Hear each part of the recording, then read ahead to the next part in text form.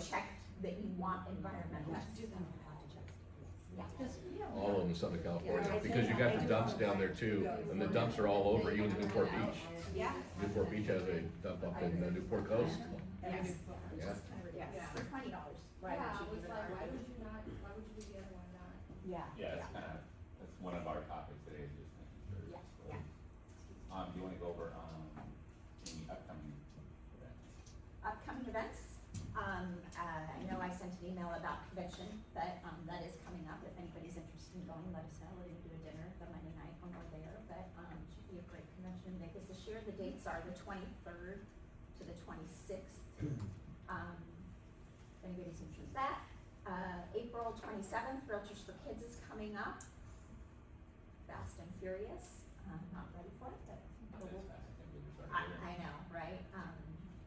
Hopefully, all of the final numbers have been submitted to RE/MAX for year-end awards. It's a question of how quickly they get us the awards, but we'll be scheduling our awards luncheons pretty soon.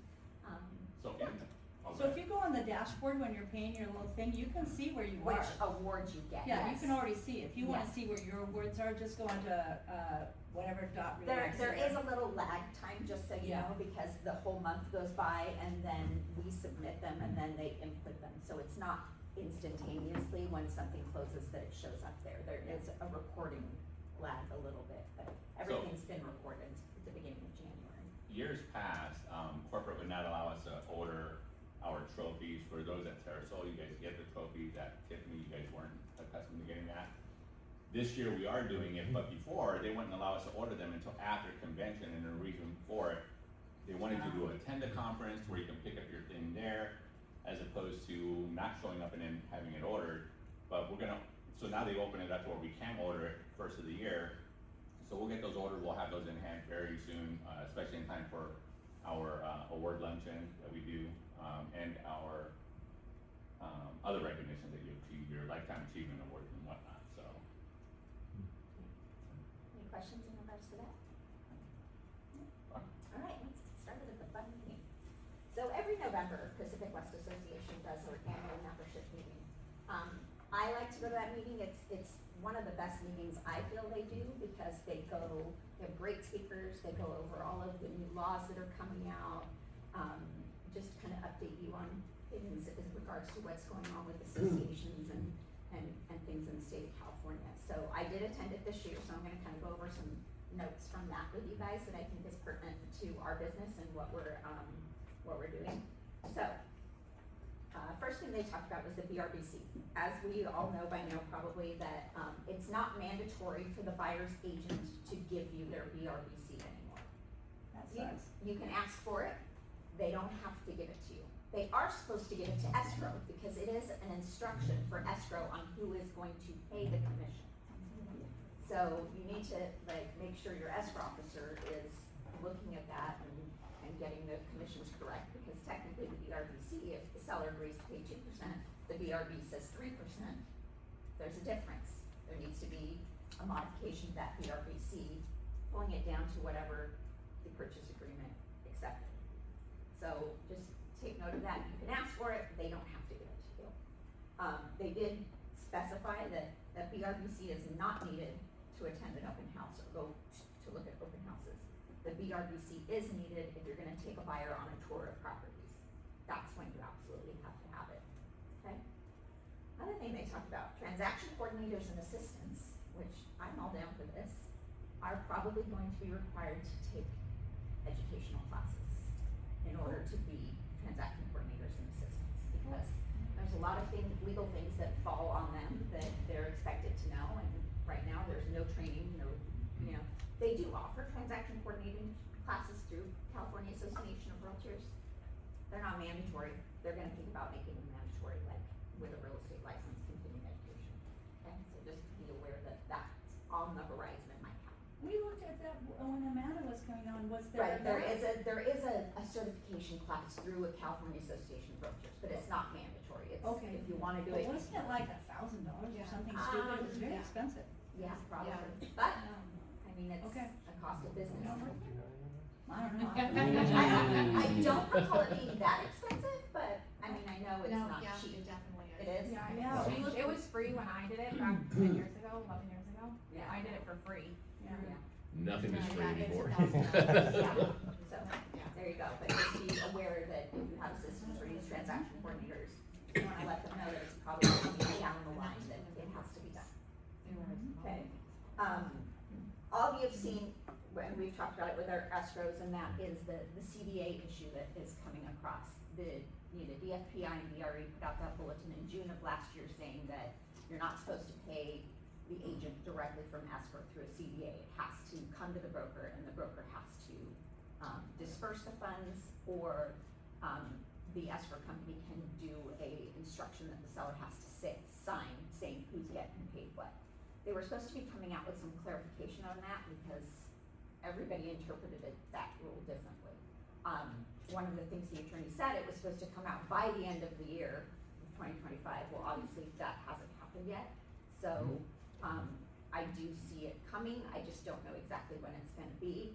What I see is gonna happen is only a licensed agent who is a party to the transaction is gonna be able to be paid through escrow. That's the way I see it happening, that they're gonna allow us to submit a CDA saying pay this much to the company, this much to the agent. They're probably not gonna allow us to pay the transaction coordinators through escrow. They're probably not gonna allow you to do other things through escrow that we did before. So would that just make sense for us to pay the broker and then you guys pay us, or then we'll be responsible for paying our own transaction coordinator? What I can do is put the transaction coordinator's portion into my broker portion, Oh, and then I can pay the transaction coordinator. okay. So it'd be easier just to have the check come here. And you Either way, disperse. yeah, just depends on how quickly an agent wants their money, Right, okay, so that's one of the things that should be coming out. Disclosing of referral fees, that's coming down the line, and they've come out with some new forms, which we'll talk about later, but with this whole, antitrust lawsuit and everything that went on, one of the things that came out of it is there's not transparency on who has paid money from a transaction. So say you refer a buyer to an agent in another state, and they have paid referral, that is gonna have to be disclosed to that buyer that you are getting paid the referral for sending the agent to the other. It's not mandatory yet. Legally, it says you have to. I mean, the way the law reads, and I did include in the back of your packet, there's a document that talks about, actually it's not back, sorry, it's probably midway through, but it does discuss the laws of referral fees and disclosing them. And I'll go over the form once we get to that part, but there's a new form, of course, in order to do this, right? Like I said, that form's not mandatory yet. It is mandatory legally that you're supposed to disclose, but the form is not mandatory, okay? All right, let's get into some new laws. So those are just kind of business updates, new laws. In regards to balcony inspections, it used to be 3 units or more required for a balcony inspection. Now they're saying 2. So that's changed to 2 units. And it's now required the HOA has to supply that information to the homeowners and prospective buyers. That wasn't part of it before. They were told they had to do it, but they didn't have to give you anything. Now they have to give you something. And a lot of lenders are requiring something with those balcony inspections and that. So that's one of the things that's that came down on January 1st. Another thing, and this NHG can attest to this, CAL FIRE did a new map last year that expanded our fire zones in California. Pretty much all of California is a fire zone, but they did expand their map, and it's a lot larger than it used to be. So you may wanna take a look at a map, because you may not have thought it was a fire zone before, but it is now, right? So that is all changed. Is there a map? Yes, that we CAL can- FIRE has a map. CAL FIRE? CAL FIRE has a map. CAL FIRE has a map, but you only get, CAL FIRE jurisdiction. If you want a local map, use our app, Mine Has Check. You can get it on our website, or you can have it on your phone, and that's how you get the local determination. So rental properties, I know, some people do property management, but I do see quite a few people representing people on rentals. They find a place for their tenant to lease and represent the tenant. new laws that you guys should be aware of, as there always is with rentals. First one is they've updated the habitability laws. Now, all rental properties have to offer a stove, which, and a refrigerator As of January first. as of January one. If the rental agreement starts January first or later. There is some, Even for renewals. if you Well, renew a lease, I'm just saying, but all of my existing leases that as I'm long not as you do not renewing change them. any terms. Right, so all of your I called on this because I went, holy Right, moly. right. So, But here's another thing, say their refrigerator that's in there, that's their own, breaks, mhm. they can now come to you and say, I want a refrigerator. On an existing rental. Yes. Are you sure? 100% positive, I didn't read that, but I did. yes. So what I They did, can change their mind at any time. So get a home warranty. so, so. Here's the funny part, they have not specified how big that refrigerator has to be. Yeah, yeah, so Right, apartment size. so it could be a dorm refrigerator. Wine refrigerator. They say that that's gonna change, so they are gonna specify that it has to be a certain size at some point. And this is on single families all the way up, Yep, right? any rental property, Wow, that sucks. so, now here's. So I already sent this out to a few of my, clients that own rentals, Mhm. so that they're aware of it, just so they know, but I didn't know if somebody's refrigerator breaks, that we have to then provide it, even though we didn't change our contracts. Correct. That sucks. Here's another caveat, if you let it roll over to a month at the end of the one-year lease, that's not changing it, so you don't have to provide one at that point. Right. But if you do extend the lease, change the price, do anything, So if we do a rental increase, then that. that is a change in tenancy. You Change in need to- tenancy. Yeah. Oh, Daryl's something like that. So, just so you know, beware of that. Here's another thing that's probably coming down the line, which nobody's gonna like, and it's already been passed in the city of LA, because they're the crazies that do it first for everything, is temperature control. The city of LA now cannot rent out a property or anything like that cannot get below 82 degrees. So if it goes above 82 degrees, it has to have a cooling system of any kind. You've got to The be interior kidding. temperature. Wow. So that's only the city of LA right now, but they see that expanding and becoming more widespread. Okay, good times, I know. And just remember, please, because I'm seeing it a lot when I'm looking at rental properties, you can no longer charge a pet deposit. Period. Really? No longer charge a pet deposit.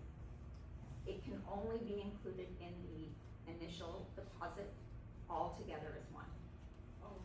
And if you own more than, it's 3 units, is it 2 or 3 units? I thought it was two, You cannot charge more than 1 month's or maybe you deposit. might be right, three.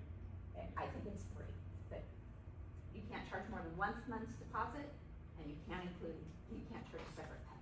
And that's a unit, a triplex, not a duplex, but a triplex, Triplex. not that you have more than, 3 rentals. That also, if Yeah, you that- own more than 3 rentals, it's the same. You're It's not not. making my day today. I know. And if it's So- a corporation. And this is why we don't encourage people to rental properties, no, I'm just kidding.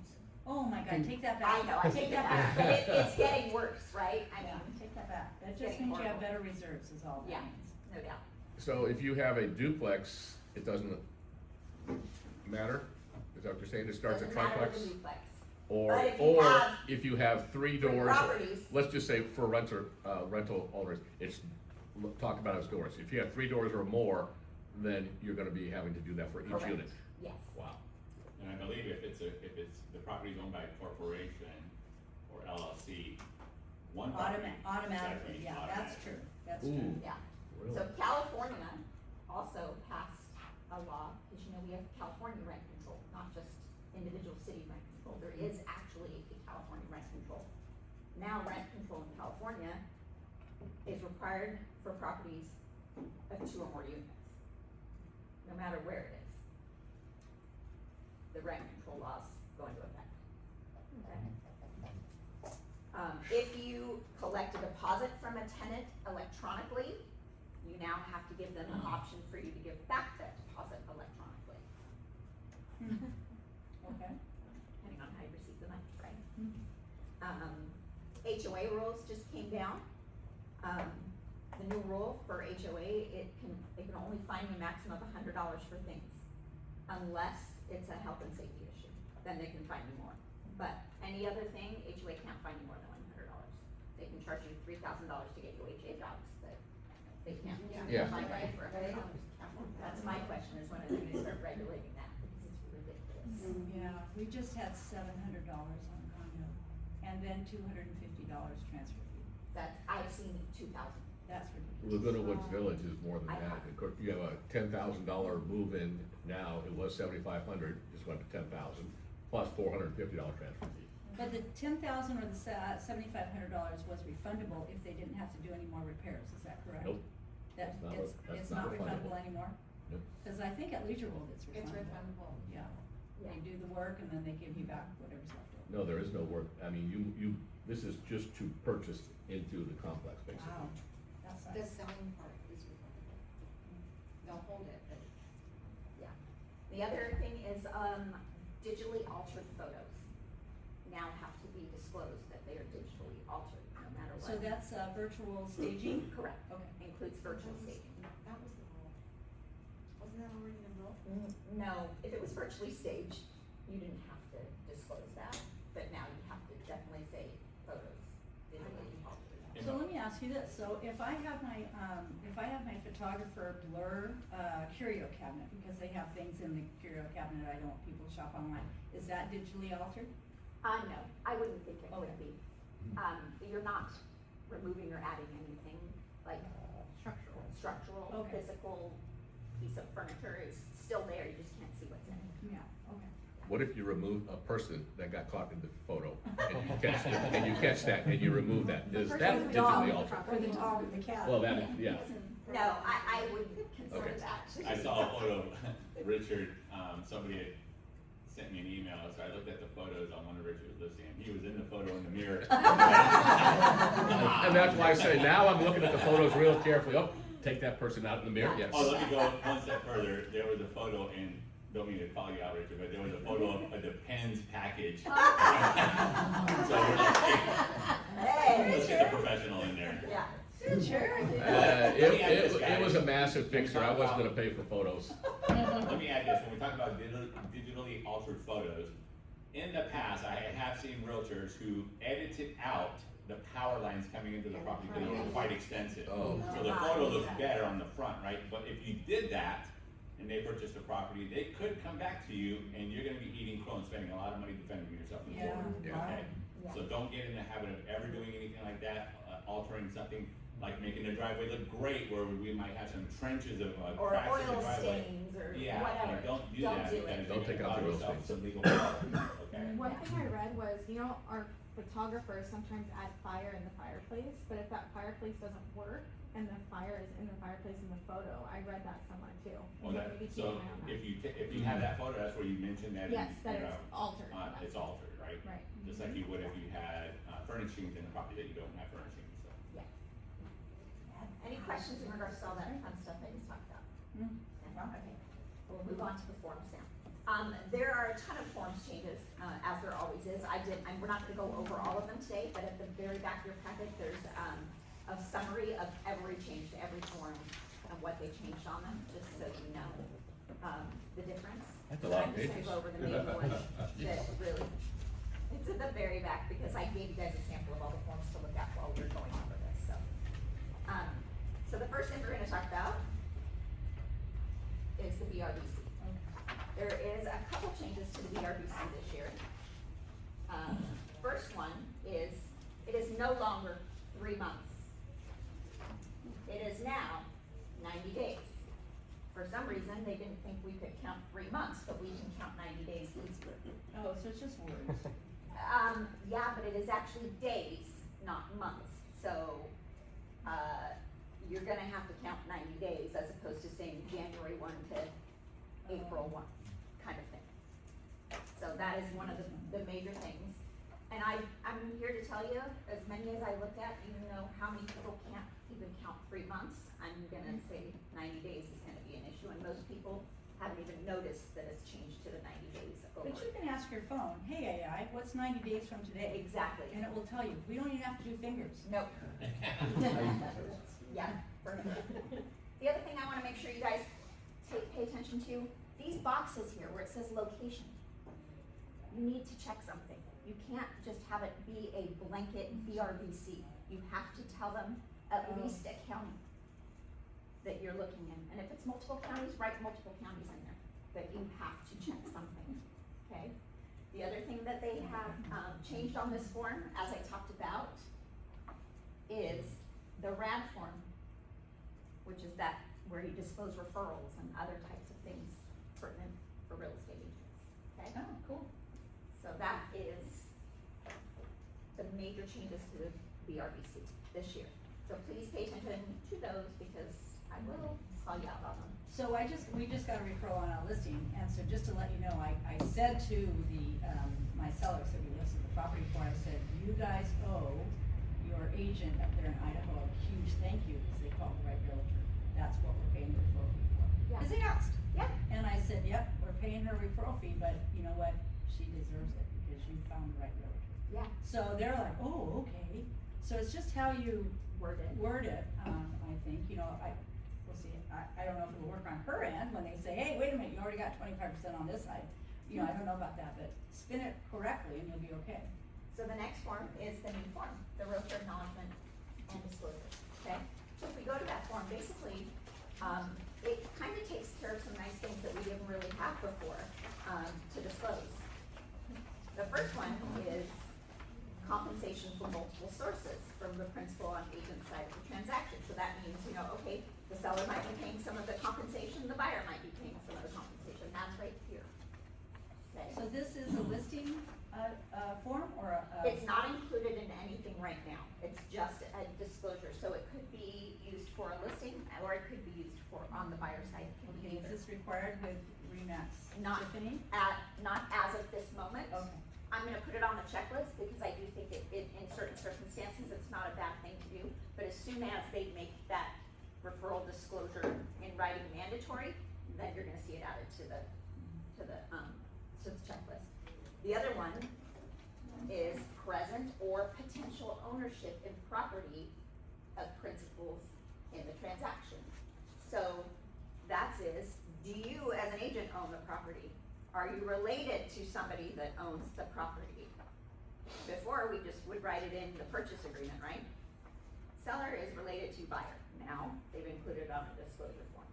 Or, you know, seller is a licensed agent. It was in the, now, it's all included in here. And then the other part of this form is where it talks about the referral fees. Wow, so if I have an offer from an agent who's representing a family member, I need to have this? You should. And this is given to my seller, because this happens a lot on Yes. buyer's agents. Right. Okay. So, this is your new form that they came up with for that. Okay? Wait, can you highlight where that was? That's on 3D. Right here. Oh, okay. An entity which I or my immediate family member have a legal interest. Okay. And like I said, right behind that form, I put the, CAR's quick guide to the, you know, disclosing of referrals. The other thing that has changed, and it changed a little while ago, but y'all may not be, aware of it, is the referral agreement. Looks a lot different, right? That's it. This changed again in December to add in the information about, right down here at the bottom, to do with that realtor agent disclosure of the referral fees, right here. Okay, so just be aware that that's in there now. Okay, next form we're gonna go over is the multiple listing service addendum, the MLSA.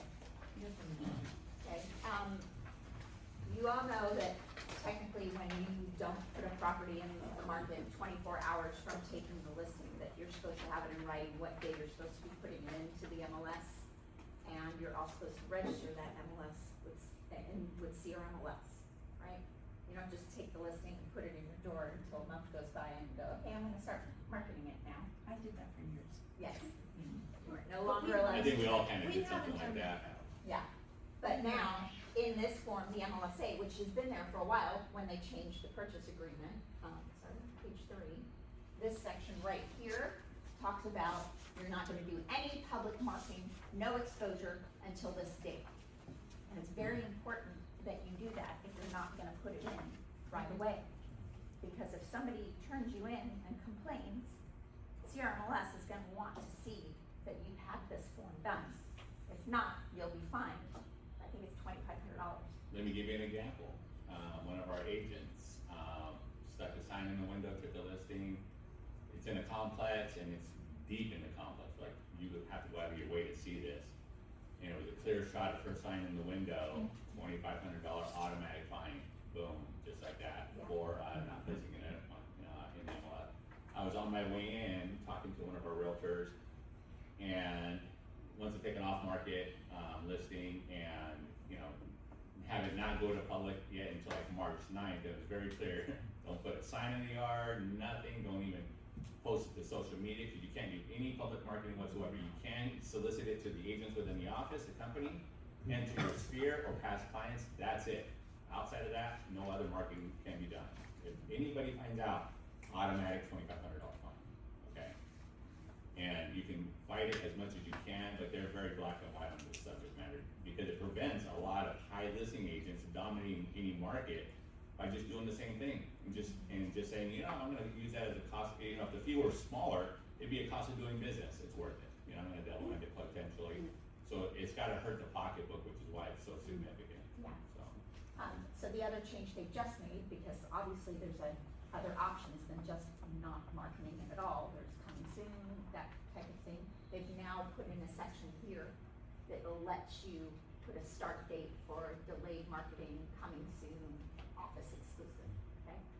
And you still have to register that with the board. Yeah, always go to CRMLS and register it. I know it's kind of hard to find, it's Yeah, not. I don't even know where it's at. It's easier now. It's easier. Yeah, Yeah. they changed it. They changed it? It's easier now. It used to Okay. be like you have to click on this page and then open your Yeah. own little page. I mean, they've gotten better. Yeah, so please make sure you register your listing. So no more some? I'm No still sound. looking for that. The MLSA took the place of the It used to sun. be all, Okay.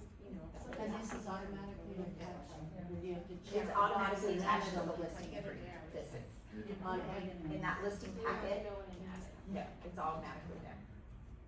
If you're doing it or not, it's automatically in there. Okay, so next thing we'll go over is the purchase agreement, the changes that we have here. So, in the purchase agreement, one of the things they have changed is.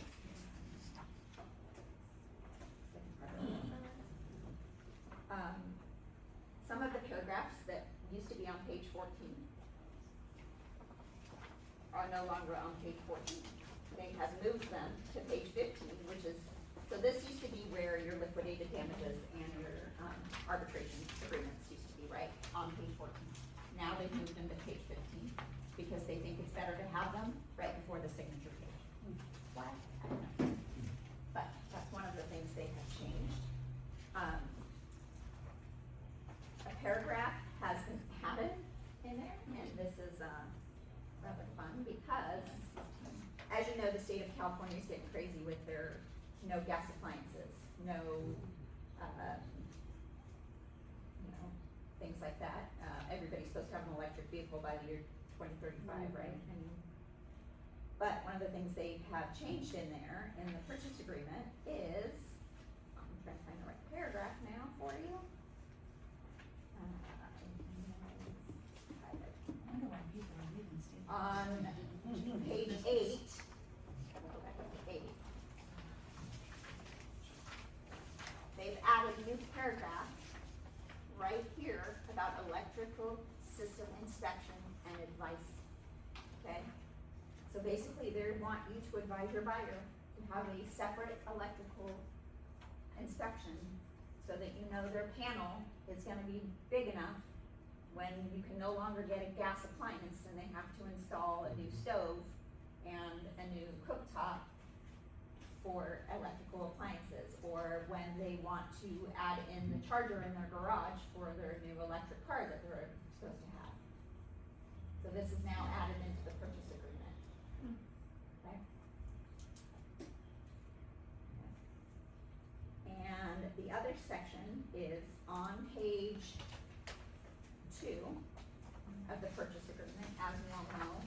lovely assignment. I got one. Mm-hmm. I do have an agent who tends to get a lot of offers from, wholesalers. She removes that completely from the purchase agreement and does not allow them to assign the property, which you can absolutely do, Oh, okay? So cool.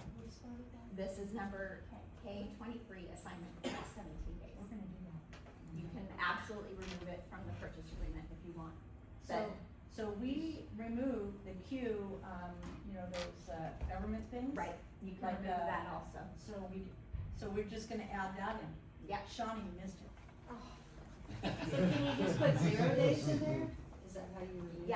Yeah, or you can just say assignment removed from this agreement. And the benefit obviously is, you know, who you go into escrow, you know is going to consummate the escrow, right? Right. When you get blindsided, like you thought they were gonna buy it, they convey to you that they're gonna move into it and do all those things, and then they don't, they wholesale it out to somebody else, and you're screwed because you've got that clause in there. So if you remove it in your counter, now before, back in the day, before they had that clause, it used to be if they had, you know, Joe Miller and or assignee, and so we would remove the and or assignee on a counter, did that every time, but now you gotta remove that line item in your counters. Yeah, I mean, if your buyer decides they wanna put it into the name of the trust, is that really an assignment? Yes, it is, but you can allow it, even if you remove it from the purchase agreement, you can allow them to put it in the name of the trust after by just doing an amendment to the existing agreement.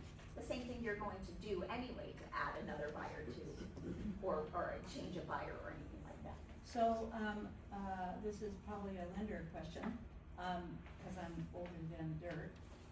It was originally that the buyer couldn't purchase in the trust, cause the trust couldn't qualify.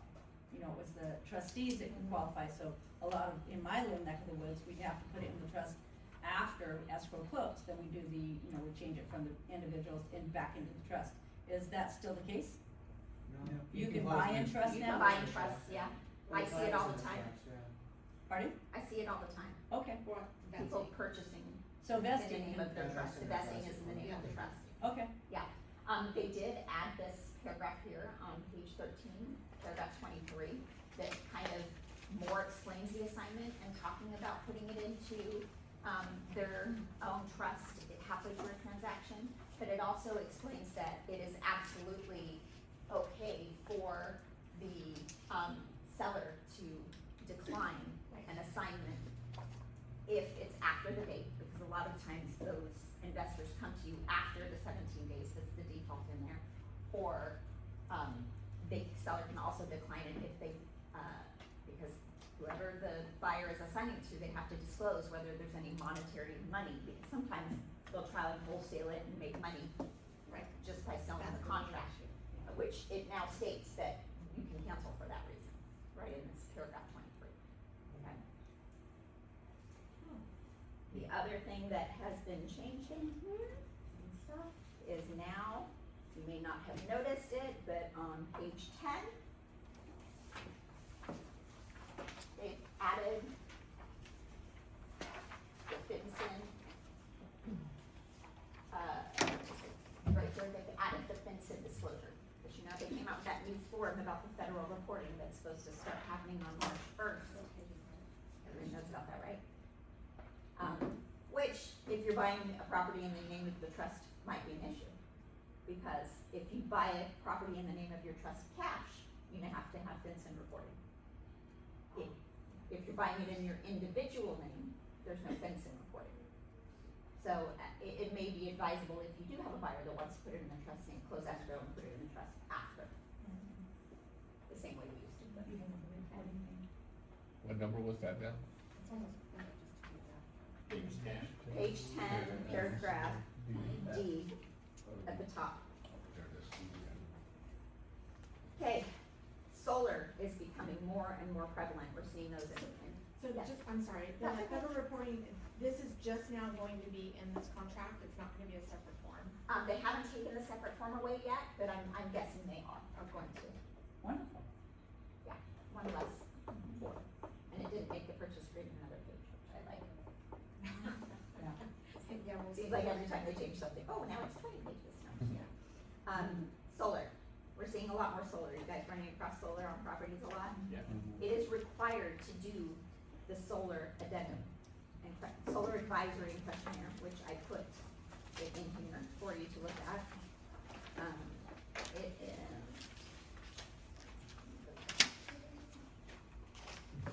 Okay, it used to be 2 pages, it's now 3. So basically what they've done is they wrote a whole page about advisory.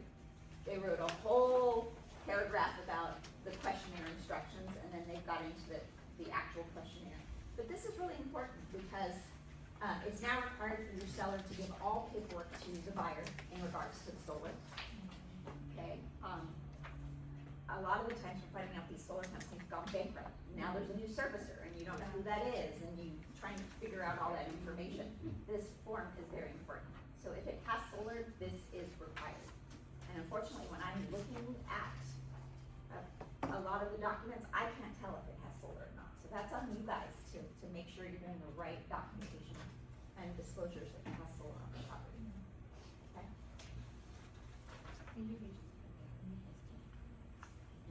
Okay, the next and last thing that they've made some changes to is the SPQ.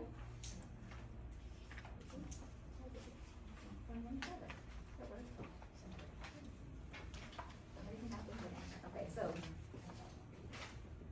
the SPQ questions were added on there, which is, and I don't have it on my slideshow, but if you go to page 4 of the SPQ, it is now required for the seller to answer questions of whether anybody has smoked or vaped on the property ever. Because of the, ever, Even vaping, like, it's crazy. because of the residue it leaves on walls. What if they don't know? Does vaping leave residue? Yeah, Nick, is it- chemical. You actually don't know?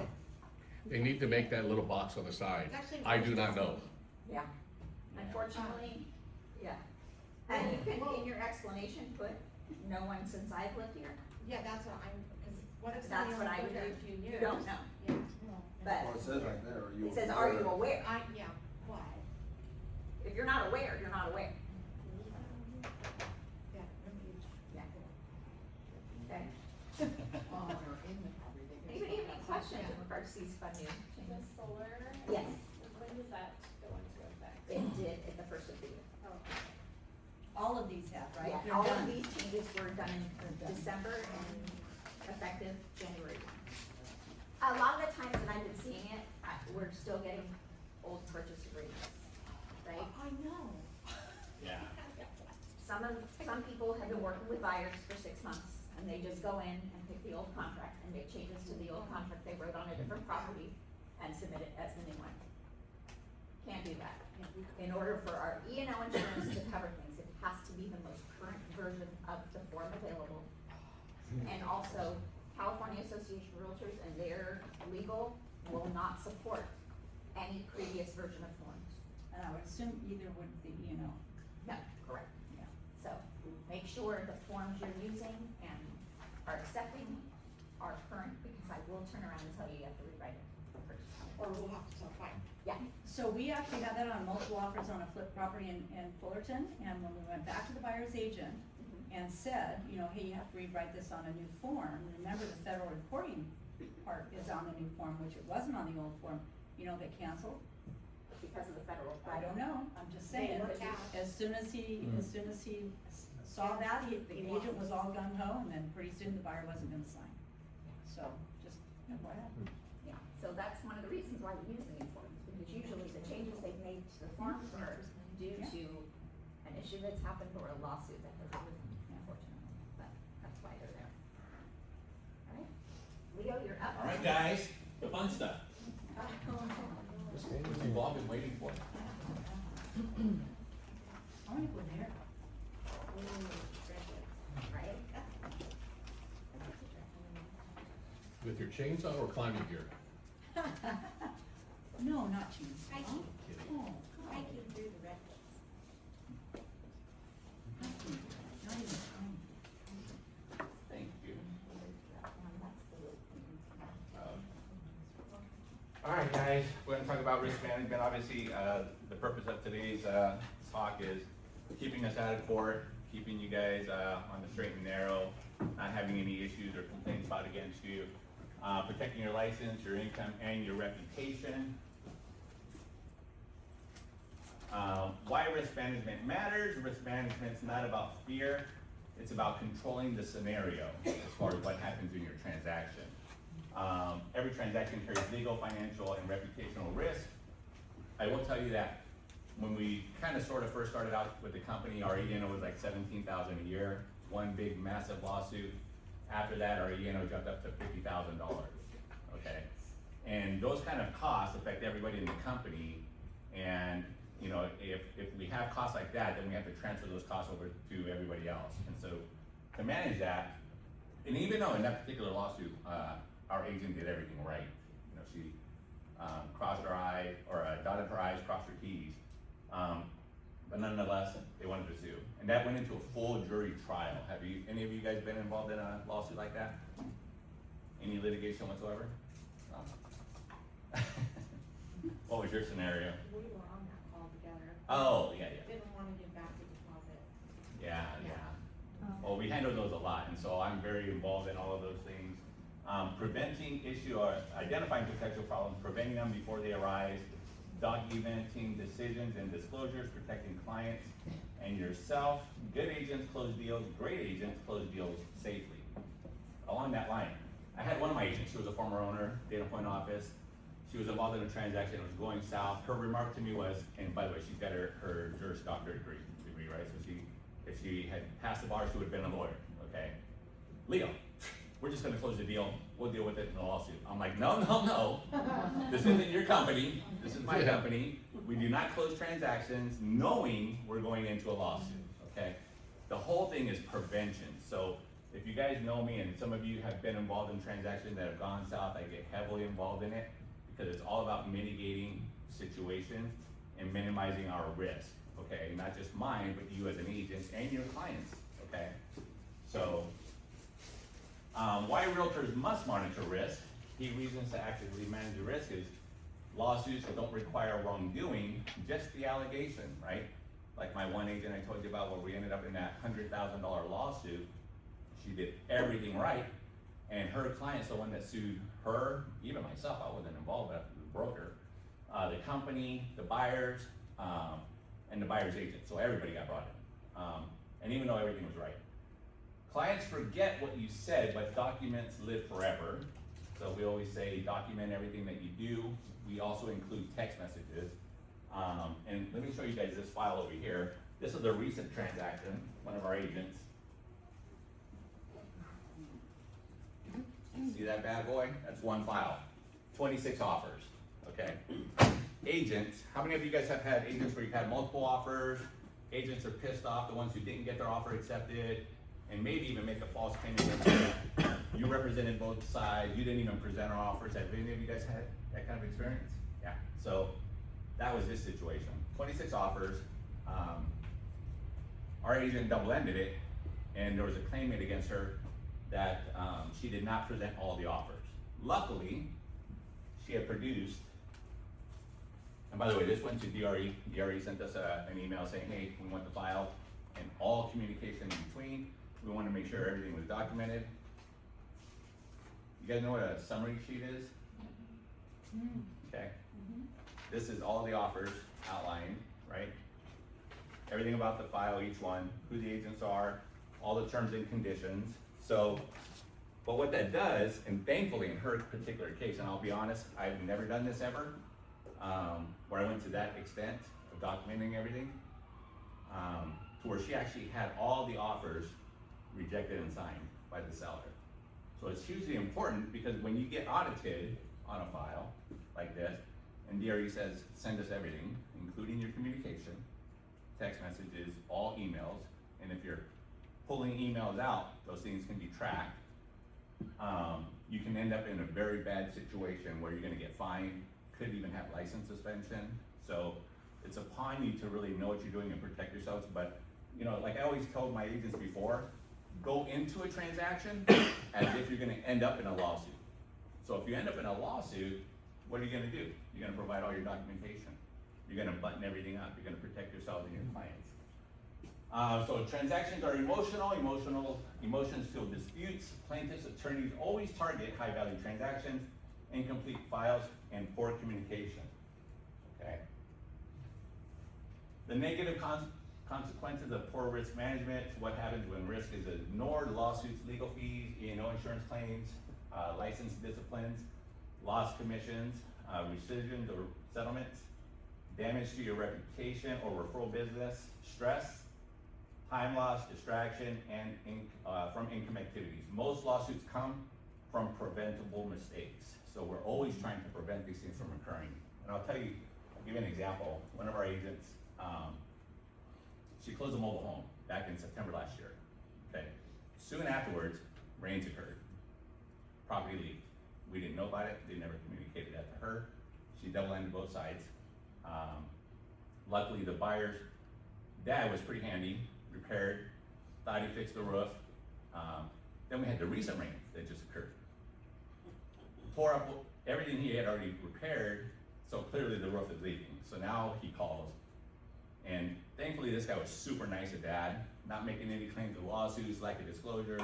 Seller knew about this. It did say seller knew about it, but not to the extent that would warrant heading to a lawsuit. And you can kind of have an indicator as to how hot they're gonna be coming in. So I told the agent, schedule an appointment, and then you come down to the property, I wanna take a look at it. Cause I wanna help, see if I can diagnose it. Roofs are pretty simple. And so I asked the dad, he had a ladder, went up on the roof, couldn't figure it out what it was, what's causing it to leak. We called out 3 roofers, they all looked at it, they couldn't really figure it out. And, but I did get a hold of the owner. Hey, this is the claim that's being made. I spoke to her personally. She did acknowledge at that point, and only at that point, oh yeah, there was a leak in this one area. And I just kind of like let it go. I thought we fixed it and blah, blah, blah. And like, wow, that wasn't really disclosed on any of your paperwork. But let me see what I can do to help lower your risk and your loss, because you are gonna lose money. It's just how much. So at that point, now I become a mediator, right? I'm trying to resolve the issue and prevent, really, them suing the seller, suing us as the agents, and the company. So it's really kind of like one of those mediation types, but just to show you, when you can identify certain things that are gonna happen, head them off at the pass. Deal with it directly, resolve the issues, get me involved first, okay? So I can help it, jump in and have those conversations, because I know you guys may or may not be so comfortable with it, okay? Fewer disputes, the positive benefits of strong risk management, fewer disputes and complaints, stronger client trust, cleaner escrows, smoother closings, faster problem resolutions, higher professionalism and credibility, long-term stability. Risk management, it actually helps you close more deals. Risk management is not about saying no, it's about setting clear expectations, using written confirmations, proper disclosures, knowing when to slow down a deal, and asking questions early, not during escrow crisis. So I'm sure a lot of you guys do what you're supposed to do when you're taking a listing. Are there any problems with the property that I should know about? Roofs, plumbing, electrical, neighbors. Do we have a barking dog?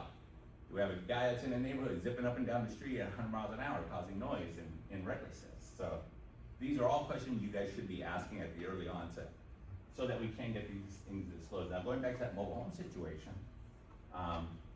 prior to me contacting them, I looked at all the paperwork to see what this person disclosed. She disclosed a lot of stuff in there, actually to the extent to where I thought, wow, she disclosed everything. Nothing said at all about a roof, so maybe she didn't know about a roof leak. And as it turned out later, she didn't acknowledge it. So dig deep in your conversations with the owners. Number 1 cause of realtors lawsuits, which is failure to disclose. Examples are known defects not disclosed. I thought it was obvious. That kind of stuff is like, well, we talked about it during the open house or whatever. The crack in the tile, the swelling in the wood floor, all those obvious things.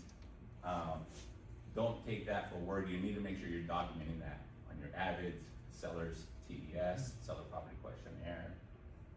Relying on seller's verbal statements, not updating disclosures when new issues arise. That could be, like I had a property, I took a listing during the escrow, bathroom, plumbing leak. Now we got a disclosure issue, right?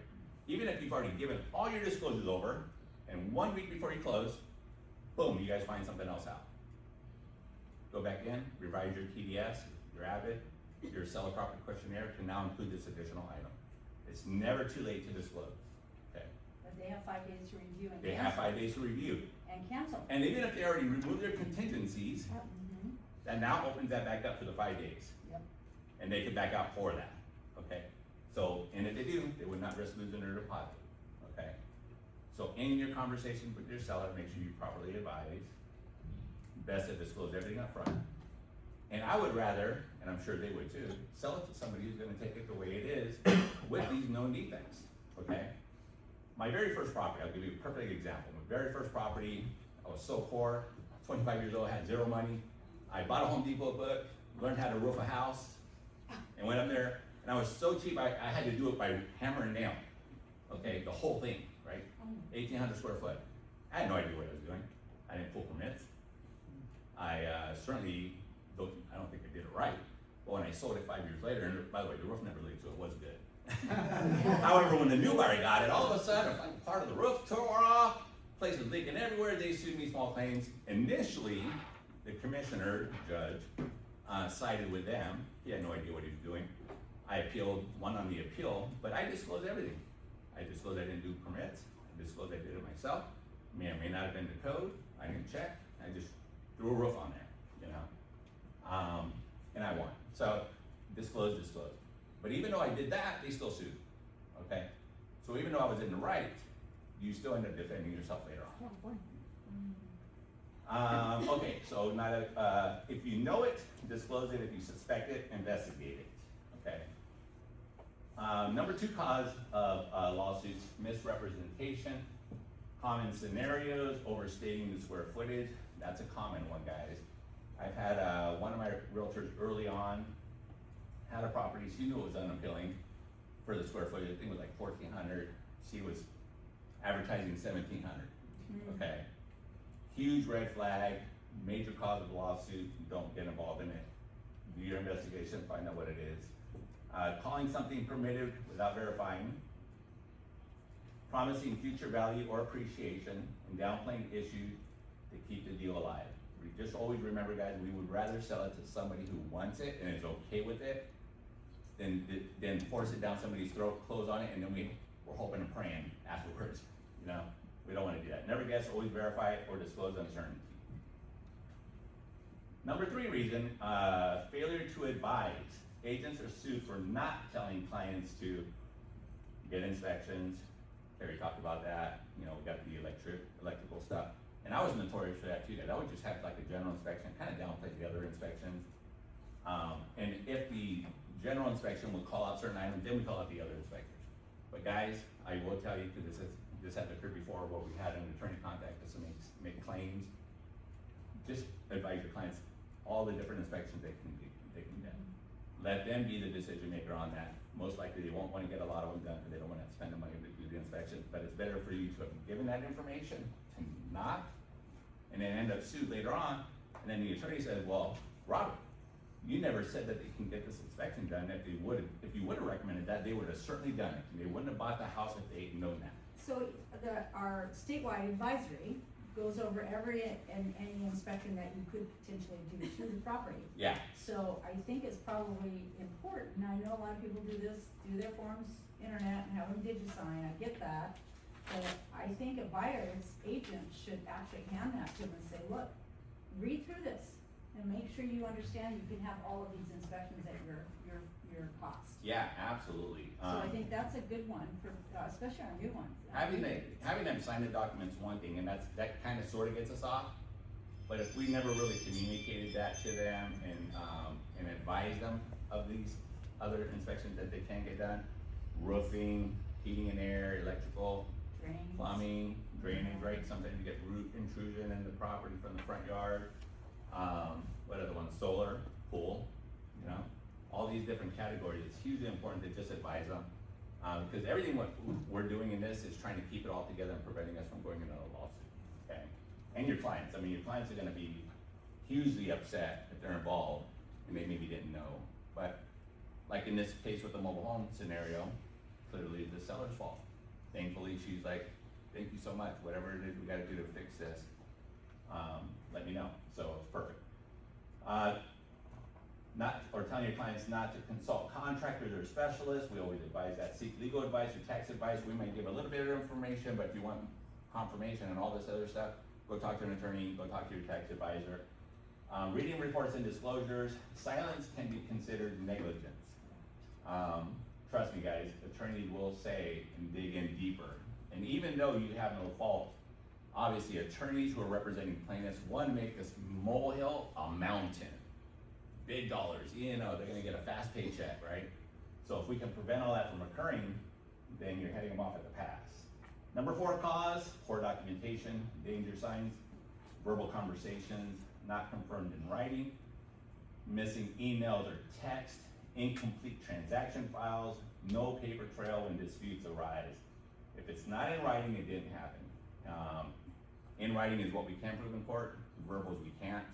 Even though technically, the way the legal system works, verbals are kind of in agreements, but in real estate, everything's gotta be documented, guys, okay? Even if nothing is in, it's a verbal thing, even at the end, I made a habit that I email the other agent, if you can confirm that this was our conversation, and then I'll put it in SkySlope. 100% guys, that's hugely important. A lot of that stack is all the communication, all the emails, the text messages, okay? So document. Number 5 cause of lawsuits, boundary and agency issues, high risk situations, dual agency, that was one right there. Informal advice beyond your expertise, acting like a contractor, inspector, or attorney. Obviously, we know not to get involved in that. Helping too much, like getting up on a roof. But I already knew, I just wanted to diagnose it myself just so I can diffuse the situation. That's the main reason why I did that. When the client sees that not only is the agent getting involved, but it's freaking brokers over here and he's up on the roof trying to help out and diagnose this problem, that's really what I'm doing, right? Letting them know, hey, we're on your side, we're just trying to fix this just as much as you are. And that's why we do that. By doing those little things, guys, helps, prevent lawsuits. Stay in your lane, refer to the professionals. Items number 6 through 10, additional high-risk scenarios, other common lawsuit triggers, missed deadlines, or contingency removals. I think I might have spoken about this one before. One of my agents, who was on vacation, no longer here. But ultimately I ended up terminating her because she did this again on another file. I'm like, that's it, you're not getting it, forget it, you're out. But she was on vacation, she received a notice to perform, remove contingencies. She comes back on a Monday, she decides that, and by the way, contingency was to be removed no later than Monday. She shows up to work on Tuesday, sends it over to the client. Well, because she created such a problem in the beginning of the file, at the onset, the agent kicked her out of escrow. She had no clue. She didn't know the timelines and all this stuff. She had them sign it a day late after it expired, so now they're selling it to another property or to another buyer, and now the buyer's gotta go find something else. Well, guess what? That property's now $100,000 more. Who does she sue? The company and her. And left us holding the bag while she's out there vacationing, and then she did it again. She wasn't at an inspection she was supposed to be at out in Mexico, okay? And at that point, I was like, you need to get here now, represent your client, or I'm gonna be there immediately. They need to have representation representing them at an inspection. So missed deadlines, hugely important. We had to pay a lot of money to that buyer just to get them to walk away, okay? Inaccurate pricing advice, pressure tactics for steering, handling deposits incorrectly. We're not doing deposits anymore, right? No. Good. None of you guys are, right? You're not taking a check The from purchase somebody. agreement is defaulted to the payment to be Yeah. wired to escrow, which is really nice, but I'm here to tell you, if your buyer takes a check instead of doing the wire, that's. The second you grab that check, No, some buyers walk it Yeah. into the Which is escrow. fine. which is okay if they do, But- right? but the second you take The it, purchase agreement Got says it. they were supposed to wire it. Yeah, so And then that we has have to change the purchase Yeah, it agreement. has to be one. but regardless of that, yes, it says that they're not paying attention. If they give you a check, or you say, give me a check, because that's what we used to do in the old days, right? Yeah. Hand the check over to escrow, we take it, you Yeah. gotta now record that. Yeah. cause it's, you know. I've had an trust escrow funds. company refuse to take a check because the purchase agreement said a wire. Yeah. I have had it. Poor communication have that during the conversation. escrow, hugely important. Most lawsuits come from process failures, not bad intentions. Obviously, you guys aren't doing anything bad, thinking you're gonna end up there, but we do. Simple daily risk management habits, what top agents do consistently is confirm conversation. Top agent confirmed everything documented. Via email or text, encourage inspection in writing, use checklists, disclose early and often, ask broker manager questions sooner. The best agents ask the most questions. When to call your broker? You guys ever wanna wish me a happy new year, Merry Christmas? You look like you lost weight, let me know. Always call when the deal feels off. You guys know what those look like, you guys have already been there. A client refuses inspections or disclosures, there is conflict or pressure, a threat of a complaint is made, and something new arises mid-escrow. And, it's always best to just have me, at least be your Monday morning quarterback and give you some advice. You go back in and present the advice that is given, and then we can go from there. And hopefully, you know, everything we do is always trying to mitigate risk. Right, so a lot of the new people, Steven Spear has said, you know, if a buyer refuses or doesn't wanna do, they're buying the property as is and they're not, their agent has told them they don't need to do an inspection, cause they're buying it as is. And I'm talking about a regular buyer, not a contractor guy, although we still want them to do an inspection.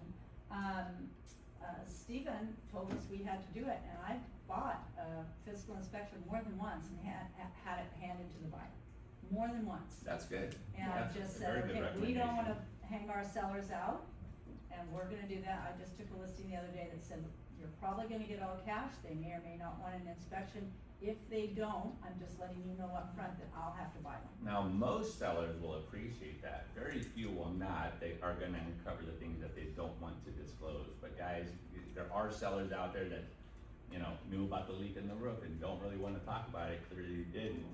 I've had even one of my clients, Leo, step out the room because they wanted to talk about some issue. And I'm like, you know, but I wanna know because I wanna deal with it head on. I wanna make sure we're resolving these issues. If I can help fix it, I can, and I'll get involved. I'm not afraid to get involved and deal with the issues. We just, I'm sorry, but I, like you, have lots of examples. Sean and I just, my seller was lying to me. She was acting like an old dumb broad, and her kids told me that there was a crack in the cement. And then one said one thing, another said another thing. So I pulled up the carpet for the inspection for the buyer, and she was pissed at me for doing it. And you know what, the buyer saw it, we had a guy come in and say, this is what you can do to, you know, repair it. They were fine with it, and we closed the escrow, but she was pissed. I probably sullied that relationship, but I don't care, I don't like her anyway. Well, that's the thing, is you don't wanna get involved with Yeah. bad clients either. I mean, Right. they're gonna end up and, get you involved in a lawsuit and you're the one paying out. Now, we knew we had a little bit of an issue, and it was Lori and I that did the investigation on the issue, and we took care of the repair. Yeah, Oh, good. Just so that both sides, there wasn't gonna be any argument. right, and so I had to ask her in that conversation, you know, is there anything else you're hiding? And boy, that really pissed her off. Her son called and yelled at me and the whole nine yards. I didn't care. At that point, I knew she was hiding something. Yeah, And it's like, is there anything else you wanna disclose to me that we need to tell the buyers yeah. on this? So, I mean, I lost the relationship and I'm fine with that because I don't wanna work with those kind of people anyway, but we closed the escrow. Unscrupulous people get Yeah, involved in so, lawsuits, so. yeah. And you don't need to be a part of that, you know, your reputation's out there, your license is on the line, your livelihood, your family's livelihood Right. is on the line, so don't get involved in those things, Right. guys. Risk management's not optional, it's a professional survival, protect your license, protect your income, and protect your reputation, protect your brokerage. Okay? The goal isn't zero risk, it's just controlled risk, guys. And that's really all we're doing, is just really controlling the environment and the scenario, so. And if you guys have any questions afterwards, let me know, or any issues that are arising that you wanna discuss, let me know. We're here to resolve all of those, so. I do wanna talk about one other situation that occurred last week. One of our agents, great agent, he typically uses a TC, I think he did this one on his own.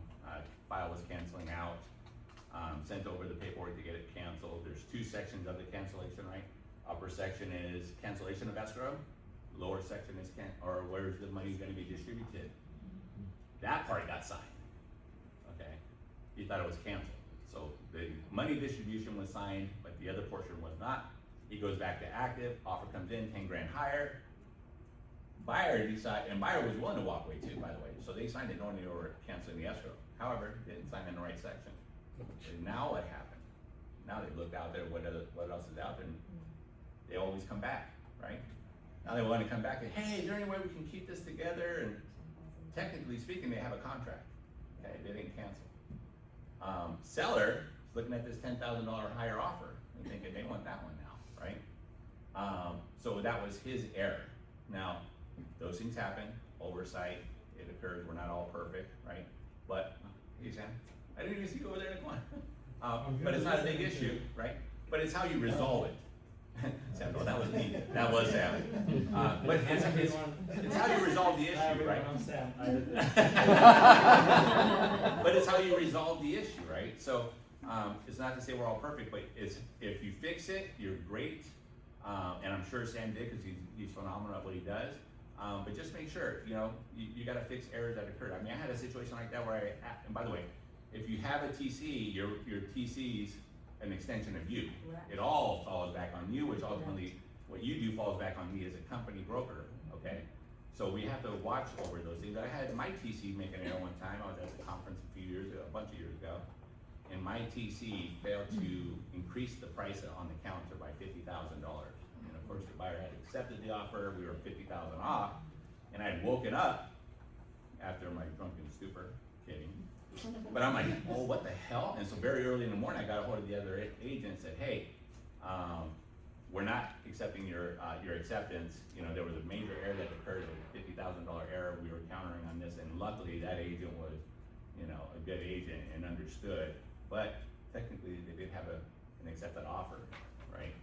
So you could end up spending a lot. So when you have your TCs do the work, make sure you're still going through the files, going through the counter, send it over to me. If they're drawing up an RPA for you, send it over to me, let me review it, because it all falls back on you guys. These little things like a little checkbox could be a major error for you, okay? So just really go through it with a fine tooth comb. Any questions? What happened with the 10,000 one? How was that resolved? What's, With Sam. With Sam. oh, yeah, how did you resolve this? So, the buyer wanted to come back to escrow, and the seller said, you know what, this buyer, they didn't order their appraisal on time, they waited 2 weeks, and now they wanna come back.